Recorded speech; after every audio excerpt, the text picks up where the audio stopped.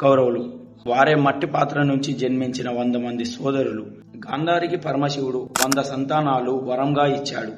అయినా సరే గాంధారి ఒక మాంసపు ముద్దకు జన్మనిచ్చింది. అది చూసి ఆశ్చర్యపడిన రాజులందరూ వేదవ్యాసుని పిలిపించారు. వేదవ్యాసుడు ఆ మాంసపు ముద్దని 100 ముక్కలుగా చేసి 100 కుండల్లో పెట్టాడు. కొన్ని రోజుల తరువాత ఆ 100 కుండల నుంచి పుట్టిన వారే 100 మంది కౌరవులు. అందులో పెద్దవాడైన వాడు దుర్యోధనుడు, రెండోవాడు దుశ్శాసనుడు, అటు పైగా 98 మంది సోదరులు. కౌరవులందరికీ ఒక చెల్లెలుండేది. తన పేరే దుశ్శల. గాంధారి కోరిక మేరకు మాంసపు ముద్దను 101 భాగాలుగా విభజించారు.